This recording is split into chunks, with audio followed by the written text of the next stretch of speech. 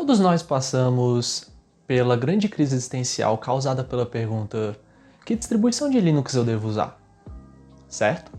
Pode ser um pouco difícil escolhermos uma distribuição de Linux para usar no dia a dia ou em servidores no trabalho. Cada feature conta bastante na hora de tomar essa decisão.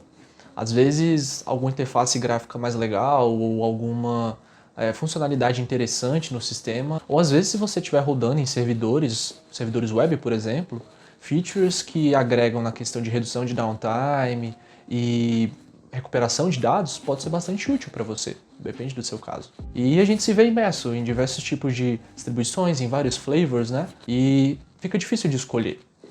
Bom, hoje eu quero apresentar para vocês 5 motivos para utilizar o OpenSUSE 15.3. Bora lá?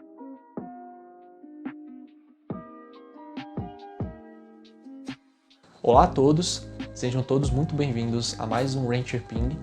Eu sou o João Vale e eu tô aqui hoje para mostrar para vocês e apresentar 5 conceitos e 5 features bem legais do OpenSUSE que podem agregar bastante no seu ambiente, no seu dia a dia, desde interface gráfica até operações com inteligência artificial. Antes de começar, só queria lembrar vocês para curtir esse vídeo, acompanharem as nossas páginas que estão aqui na descrição, nosso LinkedIn, nosso community.suse.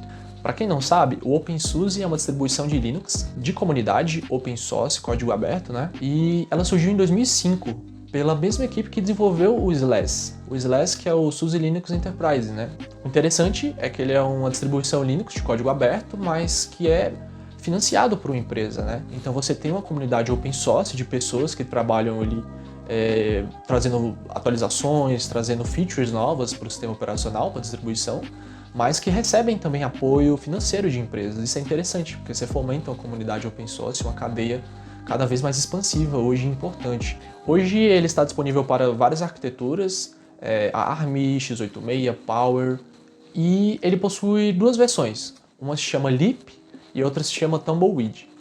O Leap, ele é a versão LTS, né, Long Term Support, ou seja, suporte de longo termo, em que você possui o suporte da própria comunidade ao OpenSUSE, e ele é a distribuição estável hoje. Se você quer ter os pacotes e as atualizações testadas, né, antes, o Leap ele é o sugerido porque é a distribuição estável hoje de OpenSUSE e recomendável para você rodar em ambientes produtivos ou ambientes de desenvolvimento ou até mesmo para uso pessoal. A outra versão, o Tumbleweed, ele é uma versão Rolling Release, em que você possui atualizações recentes e rápidas do sistema operacional.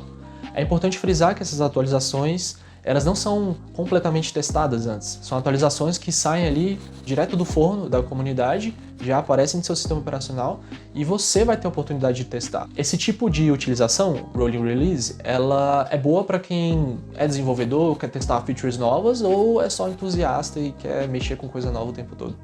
Primeiro motivo para você utilizar o OpenSUSE: inteligência artificial.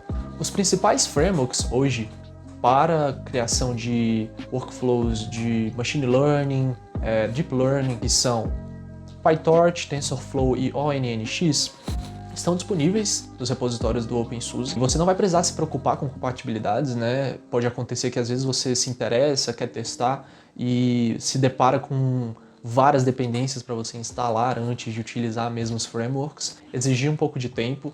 É importante você ter todas essas compatibilidades satisfeitas já, para que você inicie a utilização do framework e consiga construir, né? Seja o que você esteja fazendo, uma detecção de imagens, uma segmentação, detecção de texto. Hoje, os tipos de aplicações com inteligência artificial são inúmeros, todos muito interessantes. Com o OpenSUSE você vai ter a facilidade de ter um sistema operacional que vai rodar esses frameworks sem problema. Então você tem uma suite de desenvolvimento, né? Você pode ter ali o seu notebook, por exemplo, com Jupyter, e construir o seu workflow desde o treinamento até a inferência de dados, por exemplo, utilizando Machine Learning. O segundo motivo para você utilizar o OpenSUSE são os ambientes de desktop atualizados. Então, se você quer usar Plasma, por exemplo, ou o GNOME, mais tradicional, você vai ter as versões mais recentes deles disponíveis já no OpenSUSE. O Plasma 5.18, o GNOME 3.34 e o XFCE 4.16 já estão disponíveis na última versão do OpenSUSE 15.3 e você pode escolher qualquer um deles para utilizar no seu ambiente de desktop. Todos os três possuem um número muito grande de features e vantagens novas nessas últimas atualizações. Para ilustrar alguns, o KDE Plasma, que é o que eu estou utilizando hoje, possui features novas bem legais, como por exemplo um suporte melhor para aplicações que utilizam GTK. Você vai ter janelas mais bem feitas e artes melhores, sombreamento, animações, por conta da última versão. Além disso, ele inicia muito rápido, porque os seus scripts de inicialização foram trocados da linguagem Bash para C++, e assim rodando de forma assíncrona. Você tem também modo noturno, você tem a possibilidade de utilizar o KDE Connect, que é um aplicativo de celular para Android, que você consegue controlar o seu computador, consegue ter notificações, consegue ter SMS e muitas outras funcionalidades integradas do seu celular Android com o seu sistema operacional OpenSUSE. O terceiro motivo é o Secure Boot. O Secure Boot vai prevenir o seu kernel de rodar drivers de terceiros que não tenham uma chave autorizada no seu sistema. Ele é completamente opcional, você não é obrigado a rodar ele, mas ele é bem interessante se você preocupa com drivers e módulos de kernel sendo instalados no seu sistema e que você não confia. Agora nessa versão existe um módulo de kernel que checa a assinatura de drivers de terceiros. Essa é uma medida muito importante para você evitar código malicioso de rodar no seu kernel. Por exemplo, módulos de kernel que não são assinados ou possuem uma chave válida no banco de dados do sistema serão bloqueados e não vão rodar no seu kernel. Quarto motivo: atualizações atômicas com Transactional Server. Essa é uma feature que já está disponível no OpenSUSE há algum tempo, e ela existe por conta do nosso medo de aplicarmos atualizações, principalmente em sistemas críticos. Existe sempre aquele medo de dar um crash no sistema ou alguma atualização não ser compatível, e isso acaba fazendo com que atualizações acumulem durante o tempo e os seus sistemas acabam ficando vulneráveis a ataques, a falhas de segurança e também próprias falhas do código, ou acabar se tornando obsoleto. No momento da instalação do seu OpenSUSE, você pode selecionar a opção Transactional Server e basicamente o seu servidor vai ter a capacidade de aplicar atualizações de pacotes de forma atômica. Ou seja, ou a atualização é aplicada totalmente ou não é aplicada. Nunca existe atualização pela metade. Outro ponto importante é que essa atualização é feita de forma independente do restante do sistema, então você não vai impactar o que estiver rodando lá dentro. Ele consegue fazer isso criando um novo snapshot do sistema e rodando todas as operações de atualização nesse snapshot. Se tudo der certo, esse snapshot se torna um snapshot padrão do sistema e no próximo reboot você já terá os efeitos de tal atualização. Caso alguma coisa dê errado, você possui a opção de descartar esse snapshot aonde for aplicada a atualização e voltar para um snapshot que está funcionando perfeitamente. O OpenSUSE consegue fazer isso utilizando o seu sistema de arquivos padrão, o BTRFS. O BTRFS suporta snapshots que são como fotos do seu sistema, em que ele guarda informações do estado atual e que você consegue restaurá-los a qualquer momento.